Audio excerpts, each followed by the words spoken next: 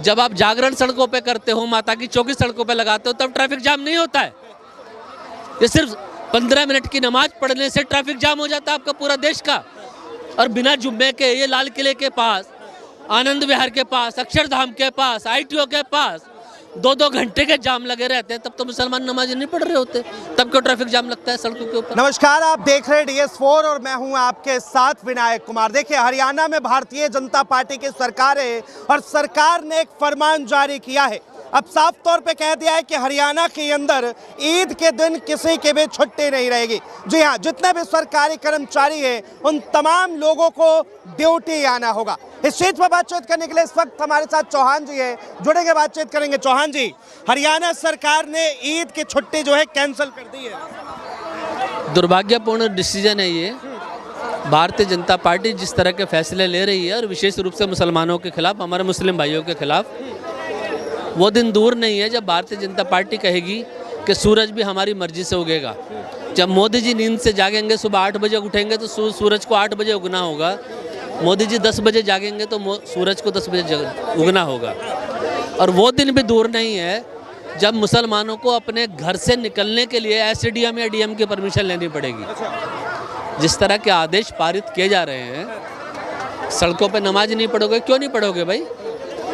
सड़कों पे जो मुसलमानों की गाड़ियाँ चलती हैं, कार चलती हैं, 4 पहिया कार, स्कूटर चलते हैं, बाइक चलती हैं, क्या आप उनसे रोड टैक्स नहीं लेते हो?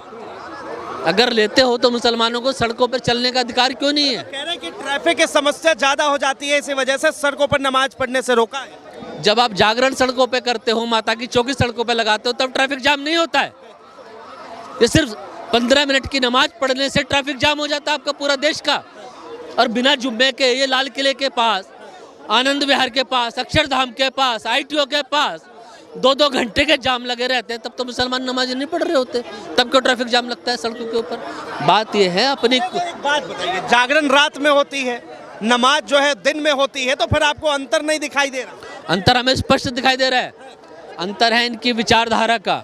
जिस तरह से ये मुस्लिम विरोधी विचारधारा को पनपा रहे हैं और नफरत के बीच समाज के अंदर बो रहे हैं, वो दिन दूर नहीं है। आने वाली भविष्य की पीढ़ी सामने वाले आते हुए टोपी लगे व्यक्ति को देखकर, बड़ी हुई दाढ़ी को देखकर नफरत की नज़र से देखेगा। ये नफरत के बीज समाज के लिए बहुत हानिकारक है। और भारतीय जनता पार्टी जिस पंडित दीनदयाल उपाध्याय के विचारों को लेकर चली थी, माननीय अटल बिहारी वाजपेयी जी के विचारों को लेकर चली थी, वीर सावरकर जी के विचारों को लेकर चली थी, तब वो भारतीय जनता पार्टी नहीं रह गई है। एक तरफ प्रधानमंत्री जो है सौगाते मोदी की बात कर रहे हैं, तमाम किट भिजवा रहे हैं, और आप कह रहे हैं कि मोदी जी को जो है लोग नफरत की भावना से देखेंगे। आपके जैसे पत्रकार बिहार के अंदर भी काम कर रहे हैं, जो जागरूक पत्रकार हैं, उन्होंने सौगाते मोदी की जो किट है उसको फाड़कर उन्हीं लोगों से पूछा कि इस किट के अंदर क्या है।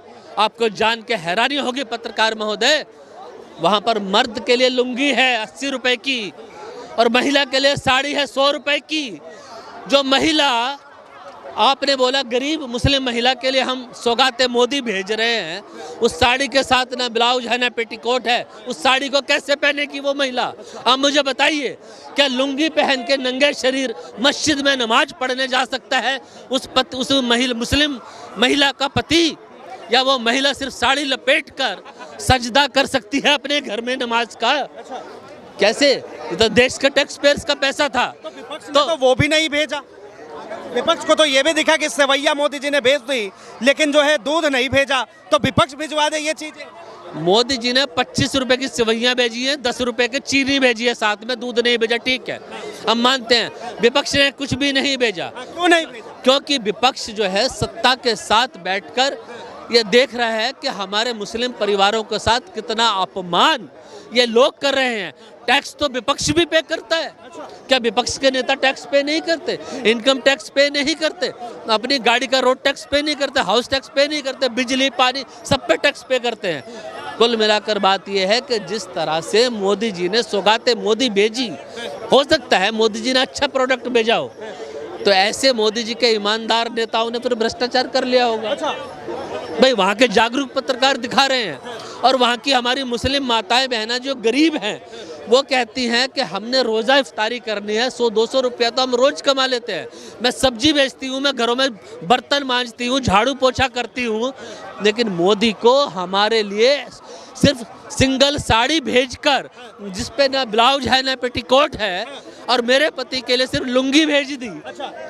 ऐसा अपमान करने का मोदी जी को कोई अधिकार नहीं है। एक मिनट, अभी आपको जवाब मिलेगा। देखिए, मोदी जी ने सौगातें मोदी जो भेजा है, ये कह रहे भाई साहब कि उसमें लुंगी के अंदर अंडरवेयर नहीं है और महिलाओं के लिए साड़ी भेजी, ब्लाउज नहीं भेजी। देखो आज जिसके पास गई होगी सौगात उसको पता होगा, इसके पास आई होगी जिसको पता होगा, हमें तो पता नहीं, हमारे पास तो आई नहीं। आपको नहीं पता? हम तो ये कहते हैं नवरात्र में भी एक हिंदुओं के लिए किट भेजी जाए, अच्छा रहेगा, कुछ प्रसाद उरसाद भेजा दे मोदी। अब समझ नहीं आ रहा है कि मोदी जी जो हैं वो हिंदू हृदय सम्राट है या मुस्लिम हृदय सम्राट? वो है तो हिंदू हृदय सम्राट, लेकिन उसको जो कुछ समझाने वाले हैं ना उसको कि 2% मुसलमानों की वोट मिल जाए, कहीं ना कहीं बिहार में चुनाव में हो रहे हैं, तो कुछ तुम भी एक ये कह दो कि हम हिंदू विरोधी भी नहीं है, मुसलमान विरोधी भी नहीं है। तो आप कह रहे हैं कि वोटों के लिए मुसलमानों के लिए किट भेजा गया? बिल्कुल, और क्या हो सकता है। पहले तो नहीं, मोदी 10 साल से प्रधानमंत्री था, पहले कभी दिया है?